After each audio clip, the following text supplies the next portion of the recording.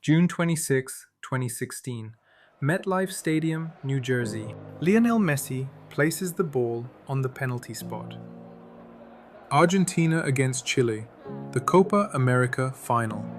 He has lost 3 finals in 3 years, and this one has gone to penalties. 80,000 people go quiet in the particular way crowds do when they sense history balancing on a knife. He runs up. He takes the shot. The ball sails over the crossbar and into the New Jersey night. Argentina lose. Again. In the tunnel afterwards, a 29-year-old Messi, eyes red, tells reporters that the national team is over for him. He is retiring from international football. The greatest player of his generation, quitting his country's shirt in tears because he cannot carry the weight anymore. 10 years later, almost to the month, Lionel Messi will walk back into that same stadium, same city, same grass more or less. Except this time, it is the World Cup final. He is 39 years old, and he is, by nearly every measure that matters, the most dangerous footballer on the planet. This is not a story about talent. Talent was never the question. This is a story about what happens to a human being when he finally has nothing left to prove, and why that, psychologically, is the most lethal state a competitor can reach.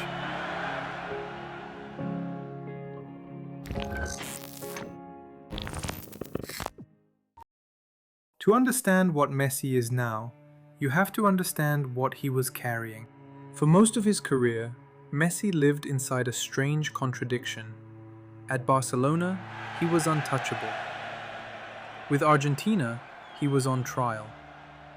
Every tournament ended the same way: brilliance, then heartbreak, then blame. The 2014 World Cup final, lost to Germany in extra time. The 2015 Copa America final, lost on penalties. Then 2016, and that miss at MetLife, and the country he played for did not comfort him. Large parts of it turned on him. They called him pecho frío, cold chest, a player without heart.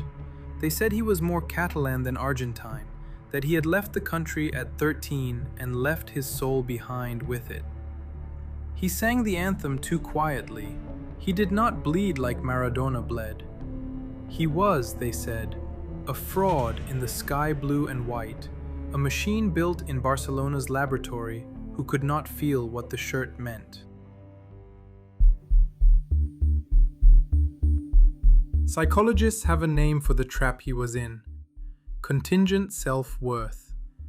It is the state where your value as a person is welded to an outcome you cannot fully control. Every match stops being a game and becomes a referendum on whether you deserve to exist.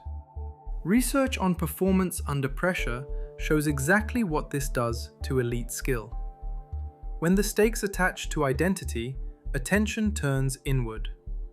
Movements that were automatic become monitored. The very act of caring too much about the result degrades the machinery that produces it. Sports scientists call it choking. Messi lived it in front of 1 billion people, so he quit. And here is the detail everyone forgets. Rock bottom was not the miss.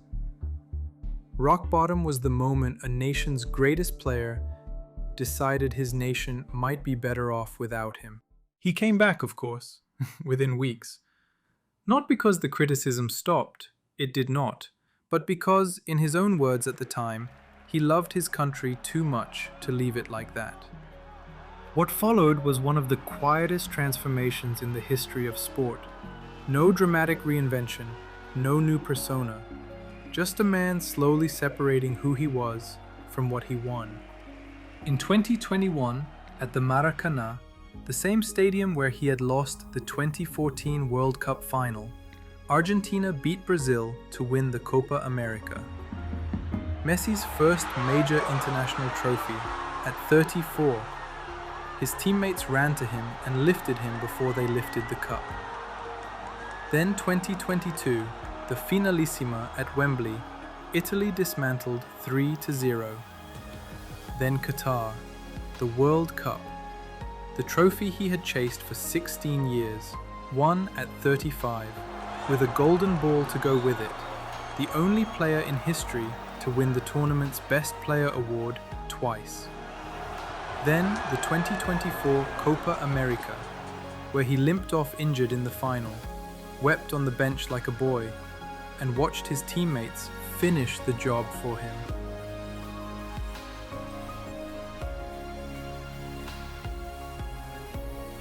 8 Ballon d'Or trophies, 6 European Golden Shoes, Olympic gold, over 40 club titles, more than any player who has ever lived.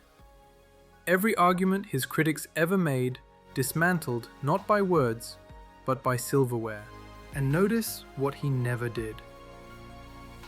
Go and search his interviews, all of them, 2 decades worth. You will not find the sentence, "I am the greatest." It is not there. The man at the center of the loudest debate in football has never once joined it. When asked, he deflects to Maradona, to his teammates, to gratitude. The world calls him the GOAT. He calls himself lucky. That is not false modesty. It is the visible surface of something deeper, the thing that makes him so dangerous now.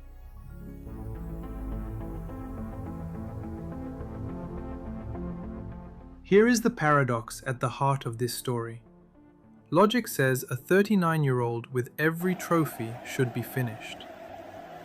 Motivation science says the opposite, that he should be more dangerous than ever, because the research on human performance keeps arriving at the same inconvenient truth.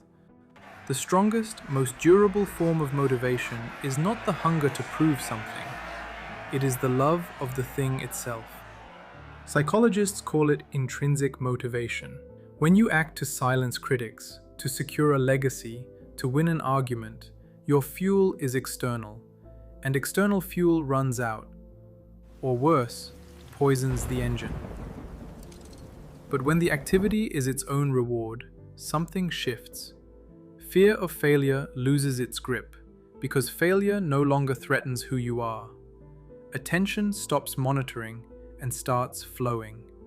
The game becomes play again.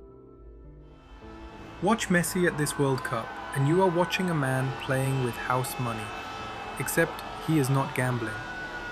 He simply has nothing at stake but joy. Before the tournament, interviewer asked if this would be his last World Cup. He said yes, most likely, and then added a line worth sitting with. When you know time is limited, you experience football differently. Read that again. That is not the psychology of a man defending a throne. That is a man who has already let go of the throne and discovered that letting go made him faster. And the numbers are almost absurd. At 39, in this tournament alone, he has become the all-time leading scorer in World Cup history, breaking Miroslav Klose's record, the all-time World Cup assist leader, the oldest player ever to score a World Cup hat-trick, 3 goals past Algeria on opening day. A goal or an assist in 11 consecutive World Cup matches, a streak stretching back to Qatar, unmatched in 60 years of records. 8 goals and 4 assists in this tournament, leading a Golden Boot race no one his age has ever come close to winning. The oldest winner in history was 30. Then came the semi-final, July 15th, Atlanta. England, the one great nation he had somehow never faced in 21 years of international football. Argentina fall behind in the second half. For 30 minutes, the story writes its own cruel ending. The old man, 1 game short, undone at last. Except Messi does not panic, because panic requires fear, and fear requires something to lose. In the 85th minute, his pass sets up Enzo Fernandez, who hammers in the equalizer from 20 yards. In the 92nd, Messi floats across to the far post with the calm of a man posting a letter, and Lautaro Martinez heads home the winner. 2 assists in 7 minutes to break England's heart. Afterwards, drenched and grinning, he was asked whether he could go on to another World Cup. His answer: he is very tired, just like his friends. Not a legacy statement, not a mic drop. A tired man, laughing, surrounded by teammates who would run through walls for him, and who did, twice, in stoppage time.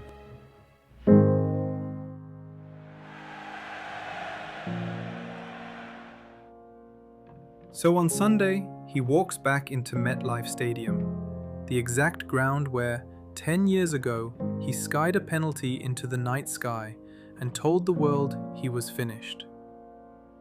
Argentina against Spain, the old king against the brilliant children, Lamine Yamal, whom Messi once posed with for a charity photo when Yamal was a baby in a bathtub. You could not script it. Nobody would believe you. And here is the thing. It does not matter who wins. I know how that sounds, but sit with it. If Argentina win, Messi becomes the first man in 64 years to retain the World Cup, and the debate ends forever. If they lose, nothing about him changes. Not his 8 Ballon d'Ors, not his records, not the 10 years he spent turning a nation's contempt into worship, simply by refusing to stop showing up. Because the real victory happened long before Sunday. It happened somewhere between a missed penalty in New Jersey and a trophy in Qatar. In the invisible moment when Lionel Messi stopped playing to prove he belonged and started playing because the ball at his feet is still, after all these years, the place he feels most alive. That is what makes a 39-year-old the most dangerous player in football. Not the left foot, not the vision, the freedom. Every critic who called him a fraud handed him a debt, and he spent 15 years paying it. The debt is cleared now. What is left is a man playing purely, entirely, for love, in front of a generation of kids who will grow up knowing that rock bottom is not where stories end. It is where the best ones begin.